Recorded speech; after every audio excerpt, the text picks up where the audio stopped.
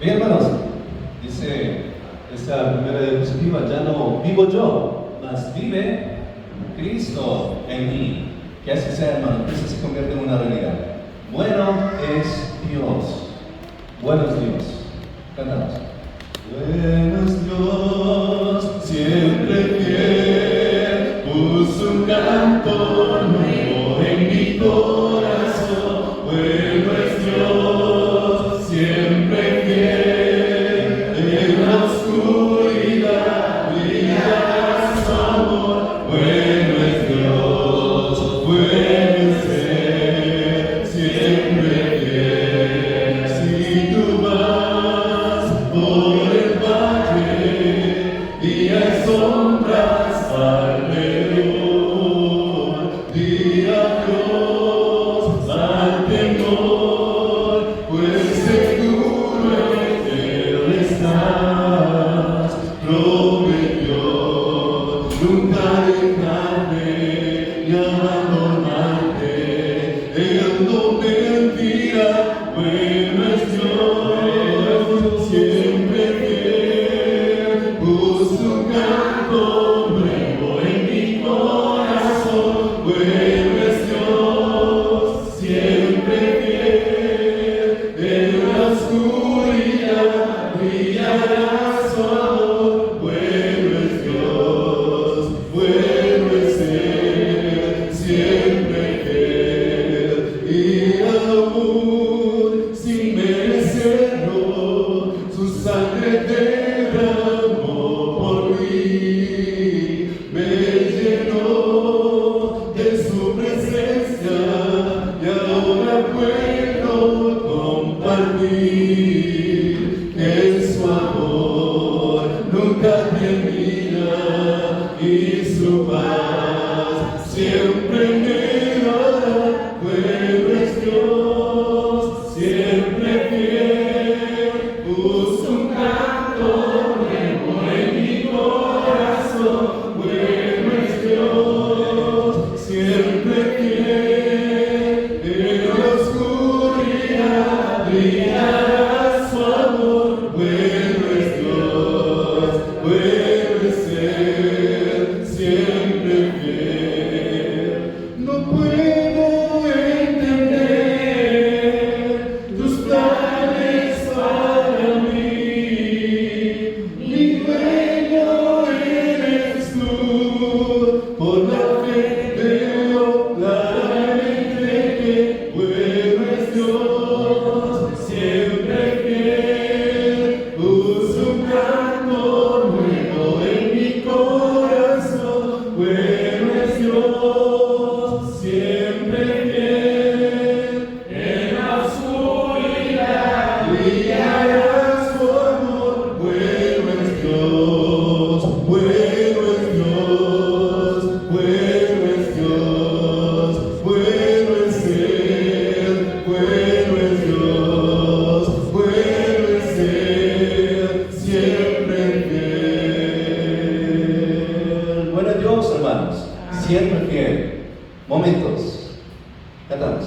En momentos así levanto mi voz, levanto mi alma a Cristo.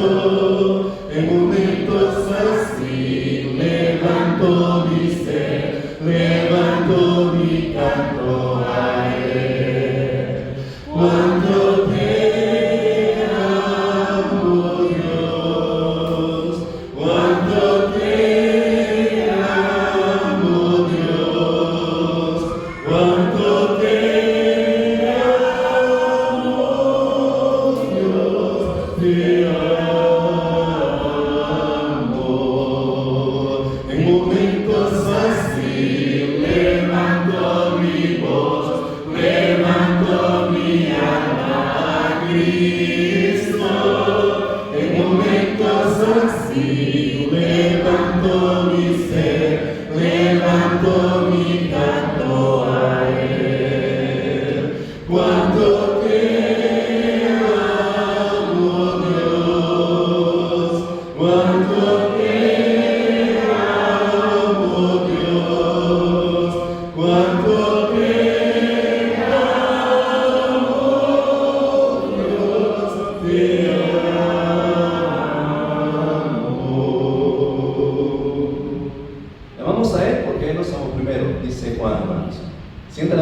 hoy yo quiero andar con Cristo. Cantamos, hermanos. Pues yo quiero andar con Cristo, quiero oír su tierna voz, meditar en su palabra, siempre darle repos, consagrada en mi vida, cumplir fiel su voluntad, y algún día con mi Cristo gozaré la claridad. Oh, si yo quiero andar con Cristo, oh, si yo quiero vivir con Cristo, oh, si yo quiero morir con Cristo, quiero serle una vida fiel. Oh, yo quiero andar con Cristo, Él vivió en santidad, en la Biblia yo lo leo y yo sé que es la verdad. Cristo era santo en todo, el Cordero de la cruz, y no anhelo ser cristiano, seguidor de mi Jesús. Oh, si yo quiero andar con Cristo, oh, si yo quiero vivir con Cristo, oh, si yo quiero morir con Cristo, quiero serle una vida fiel. Oh, yo quiero andar con Cristo, en mi senda es la luz, dejaré el perverso mundo y cargaré a mi cruz. Este mundo nada ofrece, Cristo ofrece salvación, y es mi única esperanza, gozar vida y redención. Oh, si yo quiero andar con Cristo, oh, si yo quiero vivir con Cristo, oh, si yo quiero morir con Cristo, quiero serle una vida fiel. Ponemos en pie para entender esa última alabanza, hermanos. Yo espero el día alegre. Ponemos en pie. Dice este canto, hermanos, yo espero el día alegre cuando Cristo volverá. Yo espero el día alegre. Cantamos. Yo espero el día alegre cuando Cristo volverá, pues vendrá al mundo pronto y nos arrebatará. Oh, que gozo este pensamiento a mi amada, el que Cristo venga al mundo otra vez. Oh, Jesús venga al mundo otra vez. Sí, Jesús venga al mundo otra vez. Le veremos en las nubes con los ángeles de luz, cuando Cristo venga al mundo otra vez.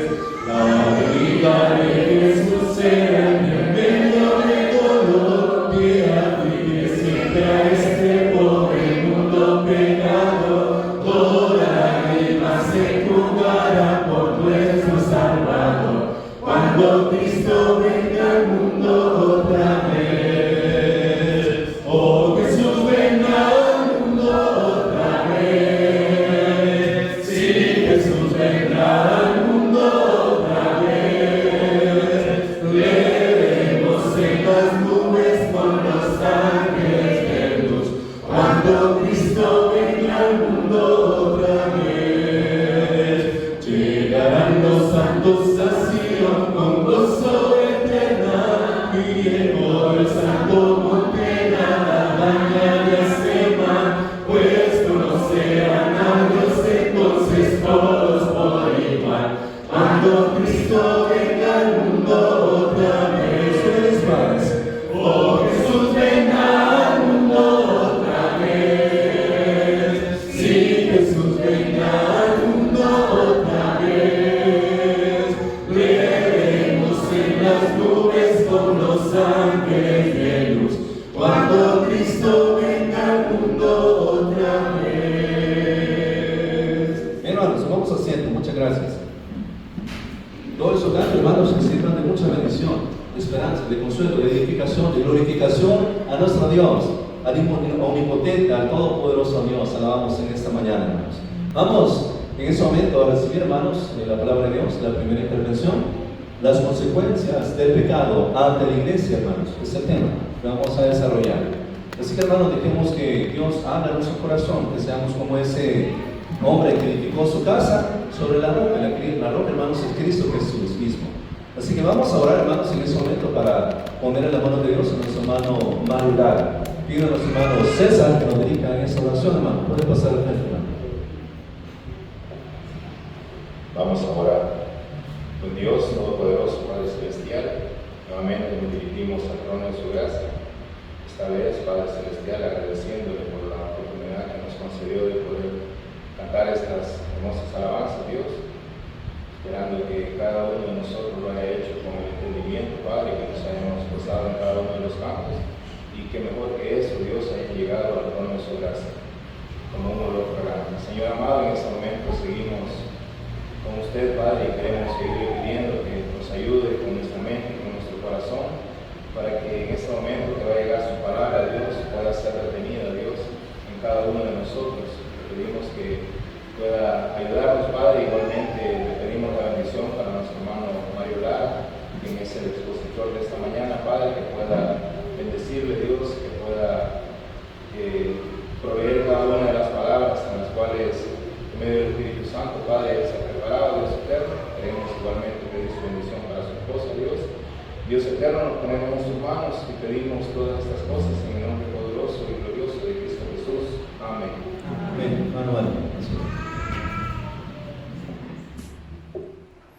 Buenos días, buenos días, buenos días. Bendiciones totales para todos en esta mañana. Gracias por la bendición de invitarme. Gracias por estar en la casa de Dios. Me alegra poder estar este domingo 6 de octubre del año 2024 para poder servir la palabra. Me siento honrado, me siento feliz, me siento alegre de ver a hermanos como mi hermano querido Julio Mejía, su esposa Irma, obviamente su hijo, pero más a él porque en mi niñez ellos fueron parte de inspiración en mi ministerio. Ellos vivían en una colonia después donde yo vivía y el hermano Julio siempre servicial en su microbús, los recogía y también gran predicador, ¿verdad? Me siento honrado de verle a él y a su esposa. Muchas gracias, hermanos, porque han sido ejemplo en la obra del Señor y también han sido ejemplo para muchas generaciones y en especial conmigo. Partiendo de eso, vamos a la palabra. Había un niño llamado Juan que visitaba la granja de sus abuelos. Quizás han escuchado esta anécdota.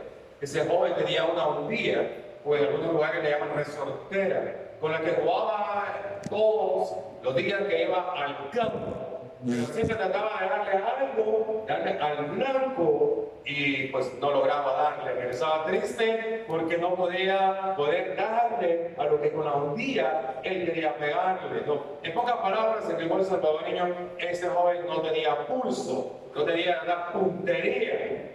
Al acercarse a casa, divisó allá a lo lejos el pato que era mascota de la abuela, y sin poder contenerse, trató, ¿verdad?, esta vez a ver si le atinaba, y justamente agarró su hundía y ¡pum!, le pegó en la cabeza al pobre pato y lo mató. Ese muchacho, Juan, estaba triste, estaba espantado, todavía tenía pánico. ¿Y qué hizo? Escondió el cadáver del pato en el bosque.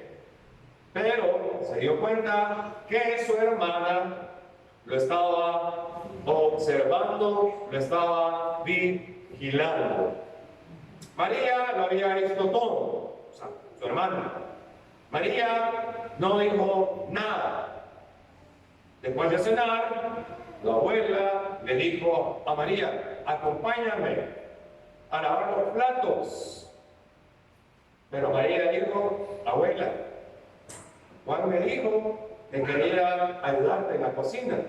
Y se le acercó a Juan y le dijo: ¿no es cierto, Juan?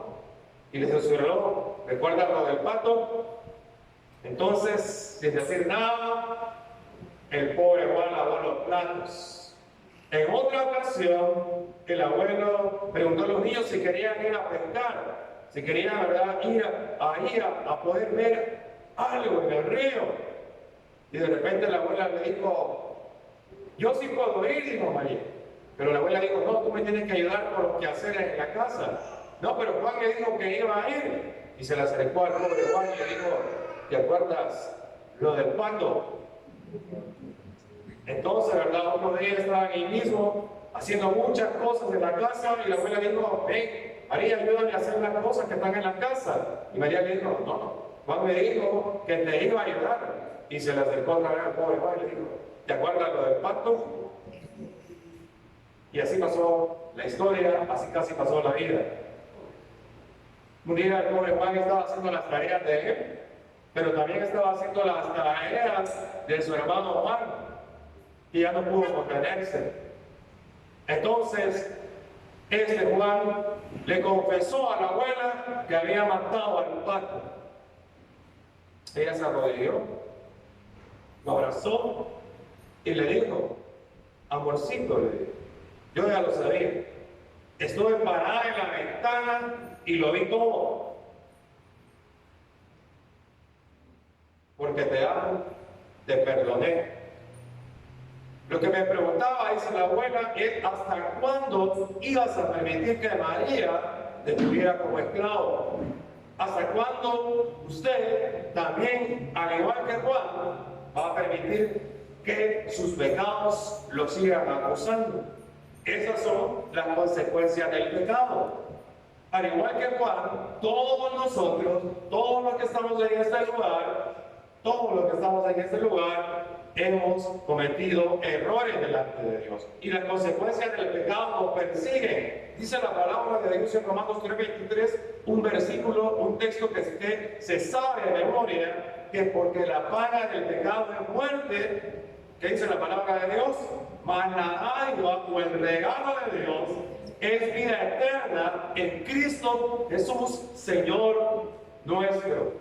La versión Palabra de España, así se llama la versión, dice, porque el salario del pecado es la muerte. Me gusta este pasaje, que el mismo pasaje de Romanos 3:23, pero dicho de otra forma, en otra versión de la Biblia, dice que el salario, o sea, la paga, el salario del pecado es muerte, mientras que el don que Dios nos da, nos hace dar vida eterna por medio de Jesucristo. La consecuencia del pecado ante la iglesia. Romanos capítulo 2, verso 17 al 24, abra su Biblia. Vamos al libro de Romanos capítulo 2, verso 17 al 24. El texto base que se me ha asignado a mí para poder en esta mañana desarrollar este tema, la consecuencia del pecado ante la iglesia. Texto base, Romanos capítulo 2, verso 17 al 24. Interesante lo que el apóstol Pablo escribe en estos versículos, y aunque dice especialmente acerca de los judíos, también aplica hacia nosotros hasta el día de hoy. ¿Lo tiene, hermano? Romanos capítulo 2, verso 17 al 24 dice la palabra. ¿Lo tienen? Amén. Busquen el celular, en la tablet, no se preocupe, búsquenlo, téngalo ahí. Dice la palabra de Dios, he aquí, tú tienes el sobrenombre judío, y te apoyas en la ley y te glorías en Dios y conoces su voluntad e instruido por la ley aprueban lo mejor. Verso 19, capítulo 2 de Romanos, y confías que eres guía de los ciegos, luz de los que están en tinieblas, instructor de los indoctos, maestro de niños que tienen en la ley la forma de la ciencia y la verdad. Tú pues, dice 21, que enseñas a otro, ¿no te enseñas a ti mismo? Tú que predicas que no se ha de hurtar, hurtas. Tú que dices que no se ha de adulterar, adulteras. Tú que abominas a los ídolos, cometes sacrilegio. Tú que te jactas de la ley, con infracción de la ley, deshonras a Dios. Porque como está escrito, el nombre de Dios es blasfemado entre los gentiles por causa de vosotros. Palabra de Dios. Hermanos, el contexto de estos versículos, o sea, estos versículos que hemos leído, su contexto está en el capítulo 1. Habiendo mostrado que los gentiles, escucha bien, que los gentiles estaban perdidos. Y por eso necesitaban el Evangelio de Jesucristo para poder ser salvados. Ahora, en el segundo capítulo, en el cual nosotros estamos estudiando, muestra que de igual manera que los gentiles, los judíos estaban perdidos. Y estaban, ¿verdad?, necesitando igualmente el Evangelio Salvador. El capítulo 1 es interesante porque muestra el pecado que tenían estos gentiles. En el capítulo 2 nos escapan los judíos y le dice a ustedes también, están en igual condición, a pesar de que ustedes tienen la ley, a pesar de que ustedes han sido pueblo escogido de Dios, pero igual necesitan el Evangelio Salvador. Esta porción de versículos del capítulo 2, del versículo 17 al 24, ha recibido un significado de variedad de nombres para este tema. Por ejemplo, algunos han titulado los versículos 17 al 24 como la jactancia del judío. Otros han puesto el judío verdadero. Otros han escrito como título, tú eres el hombre. Otros han escrito, no estarán hablando de mí. Otro ha sido el individuo profundamente religioso. Y el que ustedes me encomendaron a mí a desarrollar las consecuencias del pecado ante la iglesia. El contexto, hermanos, de las lecciones que ya se han expuesto han sido qué es el pecado. Eso han estudiado durante este año. Otro ha sido un corazón dividido. Otro tema que ustedes han estudiado ha sido el amor de Dios al mundo.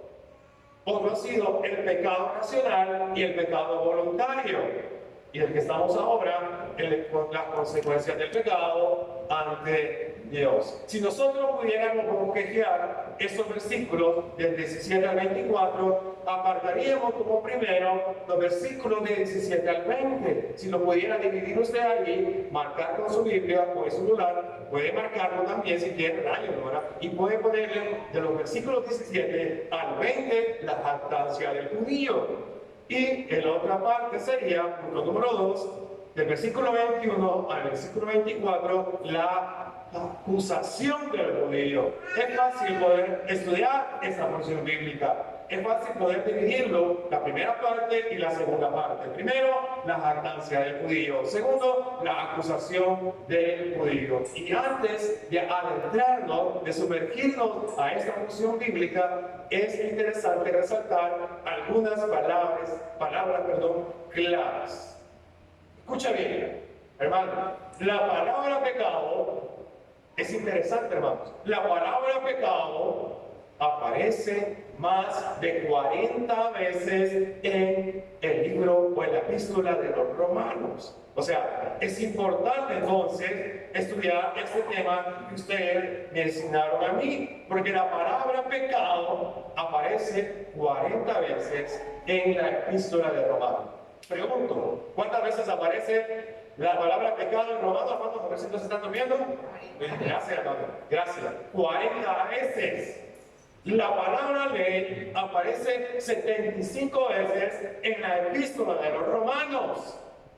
Y cuando trataba de estudiar esto, la palabra ley aparece más veces, escucha bien, que la palabra gracia y que la palabra fe combinadas. O sea, la palabra gracia y la palabra fe solo aparecen 25 veces en el Evangelio en la epístola de los Romanos.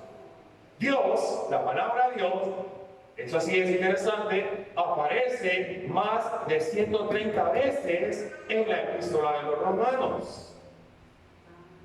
Ahora la pregunta es, ¿cuántas veces aparece la palabra pecado, la palabra ley, la palabra Dios, la palabra judíos gentiles en estos versículos del 17 al 24? La palabra ley aparece 5 veces. La palabra Dios aparece 3 veces. La palabra gentiles solo aparece 1 vez. Y la palabra judío solo aparece 1 vez.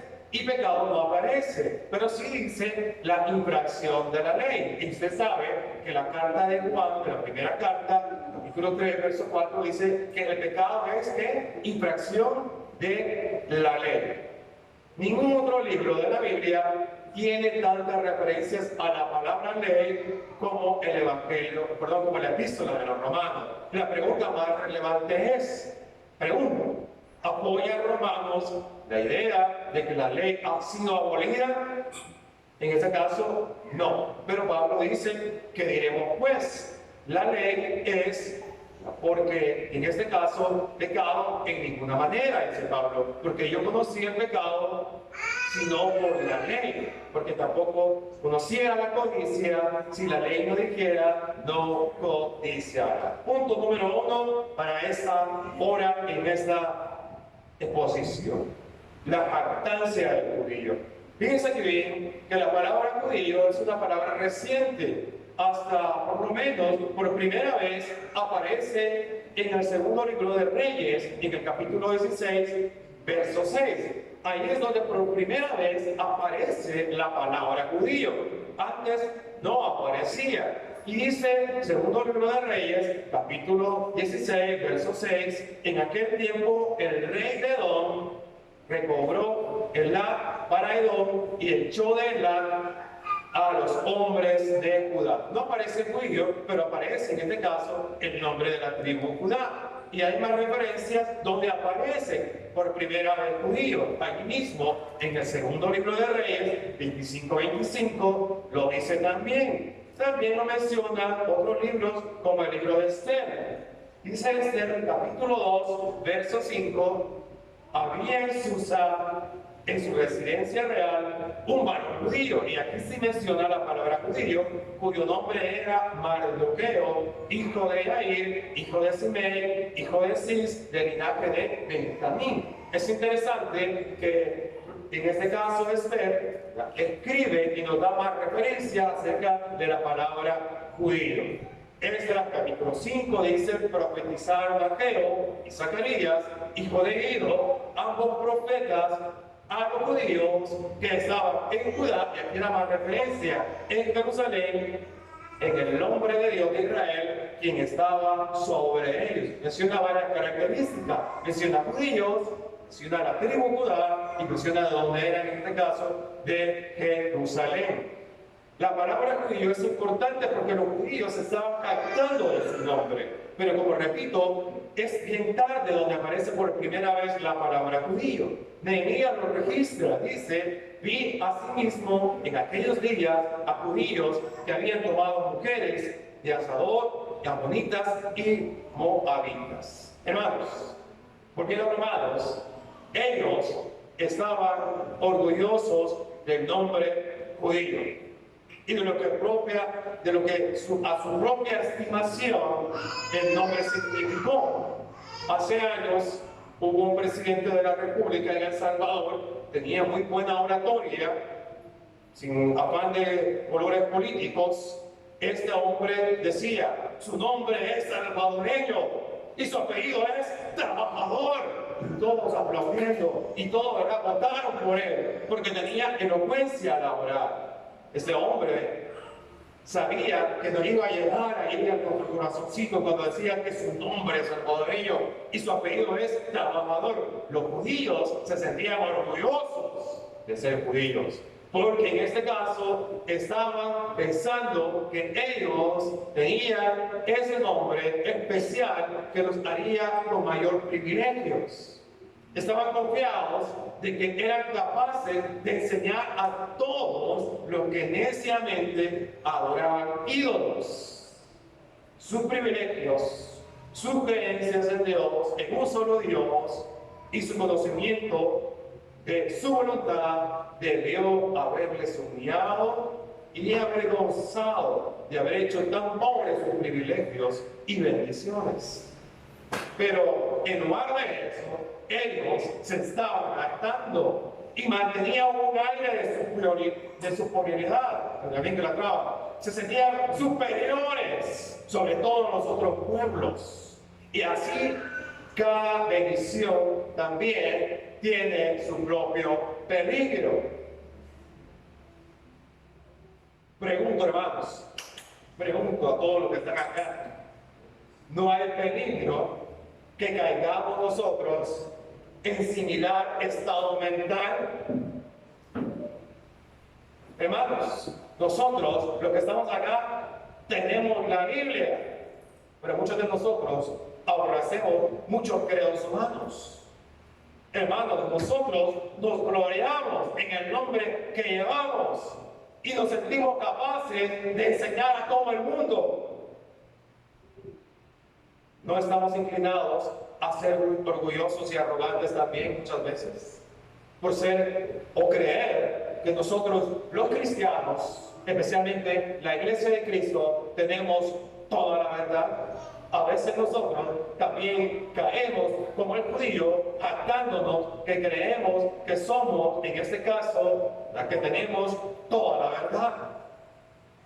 ¿No debiéramos más bien nosotros, como iglesia de Cristo, como cristianos, humillarnos, avergonzarnos que no hemos hecho mejor uso de lo que tenemos?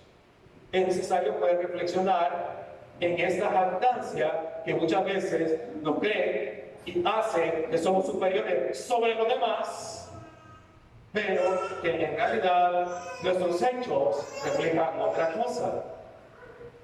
Es interesante cómo Pablo presenta esa jactancia judía.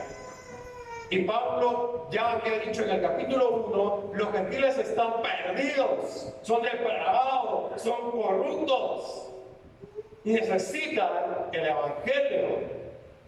Pero también a los judíos, en el capítulo 2 que estamos estudiando, les estaba recriminando. Les dice, ustedes tienen todos los privilegios, ustedes conocen la ley, tienen un nombre que los hace sentir orgullosos, pero que en la práctica dejaba muchas cosas que decir. Dejaba muchas cosas que decía. Parte 2, a la cual nosotros nos vamos a centrar en este momento. Versículo 21 al 24. Ahí viene la acusación del judío. Ahí viene lo que es sentar a los judíos en el banquillo de los acusados. Y los versículos 21 al 23 son interesantes, porque dice, tú puedes, bien como dice pues, el versículo 23, 21 al 21, del capítulo 2 de Romanos, tú pues, que enseñas a otro, y ahí viene la pregunta, ¿no te enseñas a ti mismo? Tú que predicas que no se ha de hurtar, y viene la pregunta, ¿hurtas? Tú que dices que no se ha de adulterar, ¿adulteras? Tú que abominas los ídolos, y ahí le pregunta, ¿cometes sacrilegio? Tú que te jactas de la ley, con infracción de la ley, deshonras. ¿A quién deshonra? A Dios. Interesante es, porque el apóstol Pablo está siguiendo el ejemplo de Jesús. Denuncia la hipocresía judía. Pablo está haciendo lo mismo que Jesús hacía cuando estuvo en el ministerio en esta tierra. Denuncia la hipocresía judía y lo hace con una serie de 5 preguntas retóricas. Bueno, las preguntas retóricas no necesitan respuesta entonces. ¿Por qué? Porque las preguntas retóricas se contestan solas. Las preguntas retóricas se contestan ellas mismas. Dice en el capítulo 2, verso 21, ¿no te enseñas a ti mismo? Es una pregunta retórica. En el mismo verso 21 dice, ¿hurtas? Le pregunta, ¿hurtas? Versículo 22, ¿adulteras? Está haciendo una pregunta. ¿Adulteras? Versículo 22, ¿cometes sacrilegio? Es otra pregunta retórica. Versículo 23, con infracción de la ley deshonras a Dios. Vamos al 21, a la primera pregunta retórica. ¿No te enseñas a ti mismo? Hermano, este versículo es interesante. Cualquier hombre que profese ser cristiano, sea siervo, sea sierva, sea predicador, sea líder, lo que sea, cualquier hombre es un pobre maestro si él no se enseña a sí mismo mientras enseña a otros. Esa es la pregunta retórica a la cual nosotros estamos contestando. No te enseñas a ti mismo. Yo, Mario Lara, que estoy enseñando esto este día, sería un pobre, sería un miserable, sería un hipócrita si lo que estoy enseñando a otros no lo practico yo. Es el predicador más pobre de los más pobres si no se esfuerza en vivir conforme a su predicación. No sé si me estoy dando a entender, hermanos. Como dice Cash Luna, yo no sé si han visto Cash Luna, es un guatemalteco que le dice yuhu y lo despierta todo cuando está predicando con sus tips. No sé si me logran entender, hermanos, este punto. Él es el predicador. Yo soy el predicador más pobre si no me esfuerzo en vivir conforme a la predicación que yo estoy enseñando. Si yo a ustedes les enseño, hermano, tienen que ser pacientes, ustedes tienen que ser, ¿verdad?, la madre de la paciencia. Pero vengo yo en el tráfico y le vengo pitando al que está adelante y va a pitar y pitar y pitar, no soy yo el hombre más paciente. Les conté la vez pasada la anécdota de que un hermano de la iglesia iba conduciendo y le iba pitando al que iba adelante, y el de adelante más así, más despacito, despacito, para que no le pasara. Y el otro hermano ya se desesperó y le sacaba la mano, que no sé qué. Y el de acá adelante también, ¿qué? Pues, y se fue parado el otro, para el hermano. Y cuando ya se baja el hermano a cargar al otro, ay hermano, le dice, no sabía que era usted. No sabía que era usted. El predicador más pobre es el que no se esfuerza a vivir conforme a su predicación. Y aquí lo tengo subrayado en mis notas.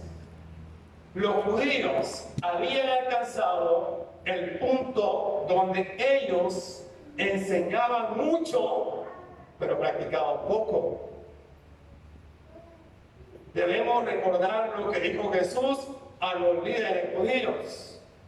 Así que, en Mateo 23:3, permítame leérselo, así que todo lo que los digan que guardéis, ¿cómo decía Jesús?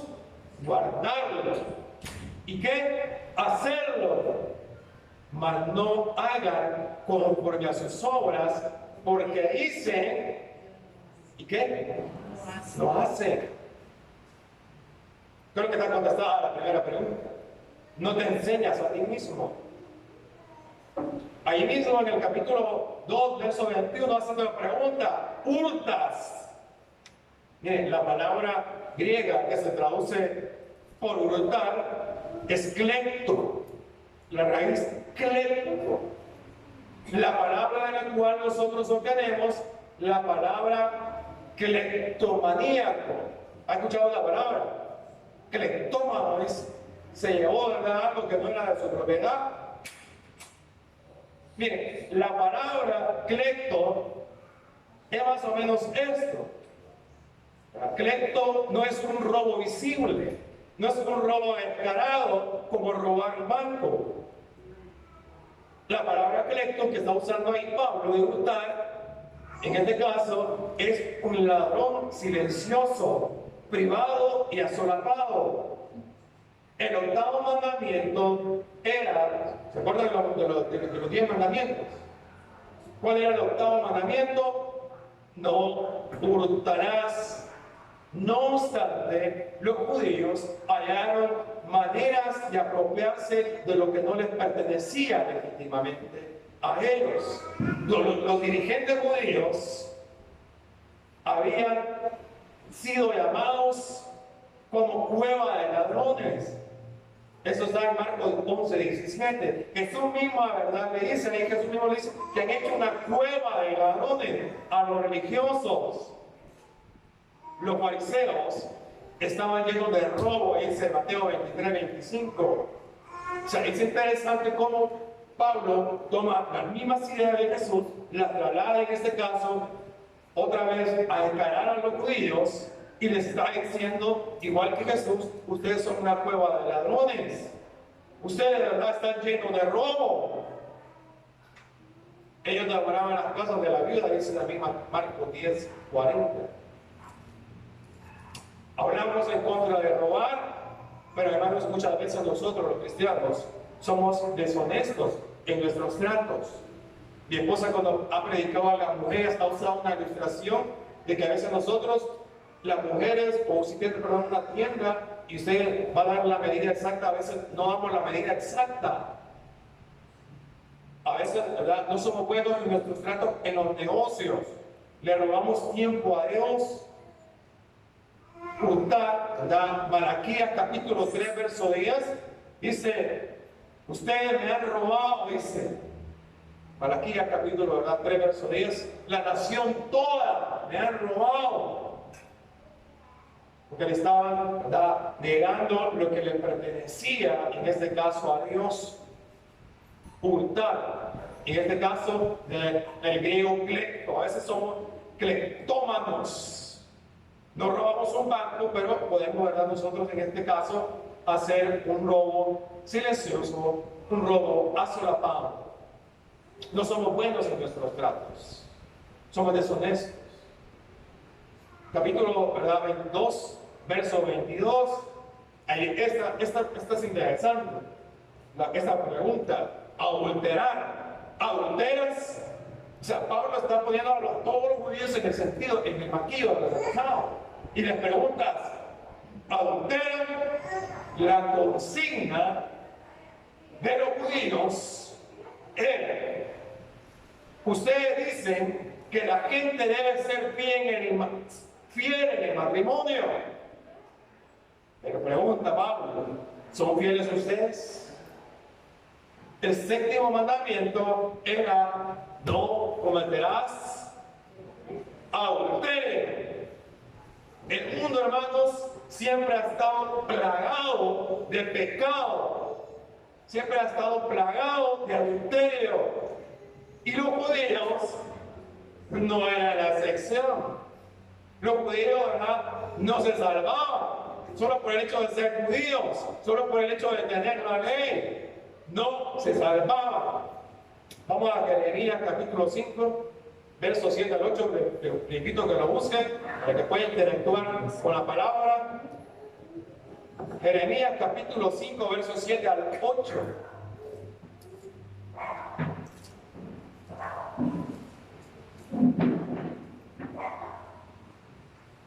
Dice la palabra, y lo hace como una pregunta también. Comienza, ¿cómo te he de perdonar por esto? Sus hijos me dejaron y juraron por lo que no es Dios.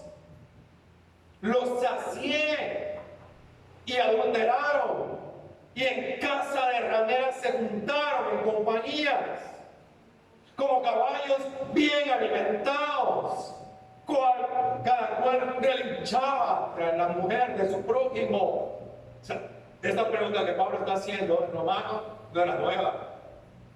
Y usa la ilustración de ese caballo, es que relinchaba, dice, tras la mujer de quién. Más dura esa palabra. Relinchaba, dice, de ahí. El libro judío de tradiciones llamada Talmud, ¿verdad?, son ilustraciones, enseñanzas, acusaba al adulterio a algunos de los más famosos rabinos de su época. Es increíble. O En esa lista del Talmud, de un libro de tradición judía, estaban incluidos acusados de adulterio algunos líderes rabinos. Cuando nosotros leemos el relato de la mujer sorprendida en adulterio, yo creo que todos conocen la historia, que está en Juan capítulo 8. Deberíamos preguntarnos dónde estaba el hombre también sorprendido en adulterio. ¿Por qué pasaron por alto el pecado? En el libro de Deuteronomio dice que si un hombre era sorprendido, una mujer era sorprendido en adulterio, pero el hombre también tenía, la esposa también estaba cometiendo adulterio. Y los dos eran culpables del pecado. La pregunta es dónde estaba también el adúltero en Juan capítulo 8. ¿Por qué pasaron el alto del pecado de ese hombre? Hermanos, muchas veces nosotros condenamos el pecado sexual, pero son nuestros corazones, le pregunto, los que están verdaderamente puros. Mateo 5, 27, 28 dice: oíste que fue dicho, no cometerás adulterio. Pero yo os digo que cualquiera que mira a una mujer, le vamos a cambiar la palabra, pero cualquiera que mira a un hombre para codiciarlo, porque no solamente los hombres de este texto, también las mujeres, cualquiera que mira a un hombre para codiciarlo, ya adulteró con él, o ya adulteró con ella. ¿Dónde dice? En su corazón. Nadie, escuche bien hermano, nadie debería ser culpable de adulterio. Nadie. El hombre que predica contra el adulterio no debería ser culpable de este pecado. No sé si me llega a comprender. Nadie debería ser culpable de adulterio, porque el hombre que predica contra el adulterio, la mujer que predica contra el adulterio, no debería ser culpable de este pecado. Pablo lo está diciendo ahí. Tú que te predicas, ¿verdad? No te predicas a ti mismo. Tú que te enseñas a los demás, no te enseñas a ti mismo. Nadie debería ser culpable de este pecado. Y para ir concluyendo, para ir aterrizando, capítulo 2 de Romanos siempre, verso 22, pregunta ahí: ¿cometes sacrilegio? Tú que abominas adorar a los ídolos, pregunta Pablo, ¿cometes sacrilegio? Esta palabra de sacrilegio, hermano, cometer sacrilegio, no es una novela, el sacrilegio de amor. Bueno, más o menos. Porque la palabra sacrilegio es robar, pero significa la versión de las Américas, o sea, no la Reina Valera, dice que la palabra sacrilegios es robar templos. Hechos 19:37 dice: ¿por qué habéis traído a estos hombres sin ser sacrílegos o robadores de templo, ni blasfemadores de vuestra diosa? Hermanos, cometer sacrilegio es abusar de las cosas sagradas o hacer común las cosas sagradas de ellos. El historiador Josefo, un historiador judío, en un relato ficticio cuenta que un grupo de leprosos condenados fueron enviados al desierto a morir. Y dice que estos parten de ese lugar donde fueron desterrados a otra tierra que más tarde se llamaría Judea. Una vez llegados ahí, edificaron una ciudad que se llama Jerusalén, que significa Jerusalén.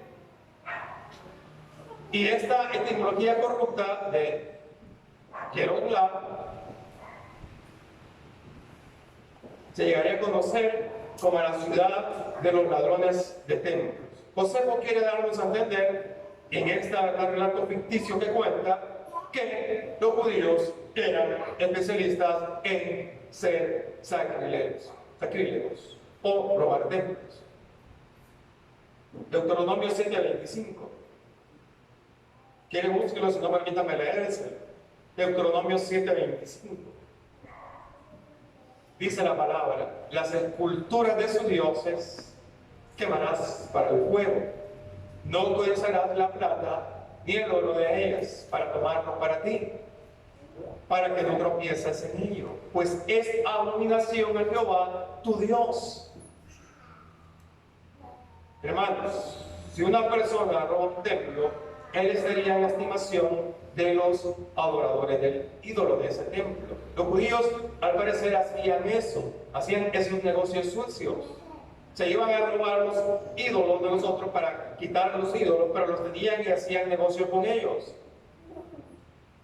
La idea es, hablamos en contra de robar, ¿verdad? Pero somos otra vez deshonestos en nuestros planos. Y los judíos eran especialistas en eso.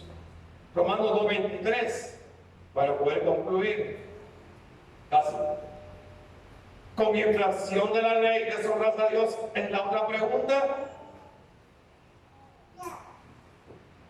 Otro contraste más de los judíos, que se sentían muy orgullosos de conocer la ley, pero deshonraban a Dios al quebrantarla.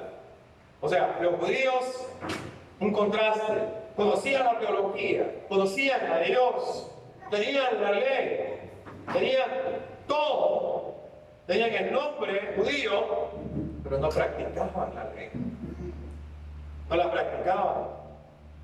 Otro contraste, tenían la doctrina, pero no vivían conforme a esa doctrina. Versículo 24. Estas son las consecuencias del pecado, son las consecuencias del judío, que no practicaban lo que decían. Porque como está escrito, versículo 24 de Romanos capítulo 2, porque como está escrito, el nombre de Dios es blasfemado entre los gentiles por causa de vosotros, o los judíos. Pablo dice que hay judíos cuya conducta hace que se hable mal de Dios entre los gentiles. Los judíos buscaron hacer prosélitos, o sea, personas que se incorporaran a su religión.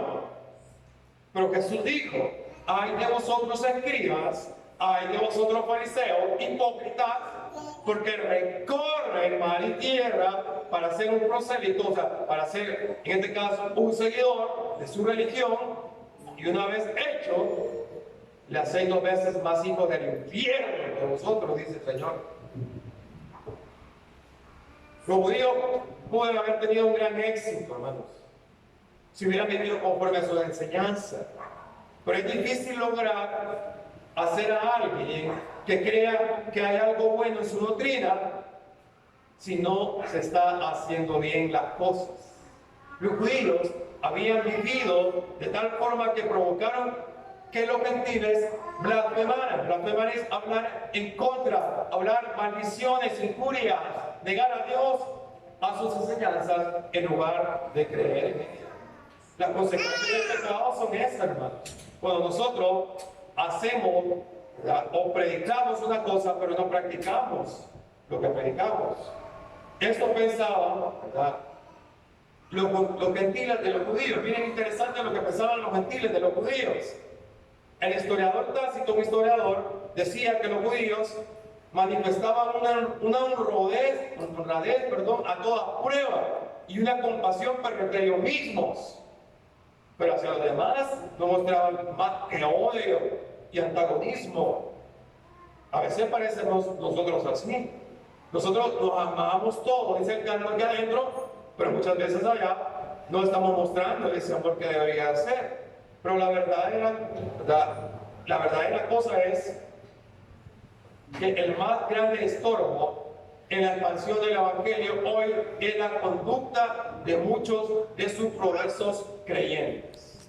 ¿Por qué nuestra iglesia no crece? ¿Por qué nosotros no crecemos? Porque no estamos haciendo bien las cosas. No estamos practicando lo que predicamos. Entonces, al igual que los gentiles la blasfemaban contra Dios por causa de los judíos, muchas veces nosotros también podemos ser una piedra de tropiezo para los que están afuera. La oposición desde afuera no es lo más que causa daño, es la clase correcta de vida de los que estamos aquí en la iglesia. Simplemente tener la ley de Moisés no lo hacía un verdadero judío, como tampoco simplemente tener una copia de la Biblia a nosotros nos hace un verdadero cristiano. Poseer una Biblia, mientras se ignoran sus preceptos, sus mandamientos, hermanos, es inútil. No provoco la Biblia. Porque poseer una Biblia no me hace un mejor cristiano. Porque las consecuencias del pecado es que la gente allá afuera también hable mal de mí, pero también hable mal de Dios. Por eso concluimos. Mateo 5:16.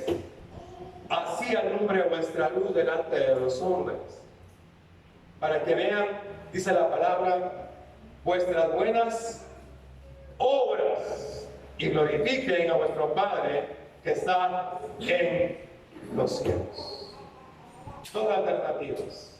La consecuencia de mi pecado puede hacer que hablen mal contra Dios, hablen mal contra la iglesia, o que mis buenas obras sean luz para los que están allá fuera. Bendiciones, hermanos, para todos.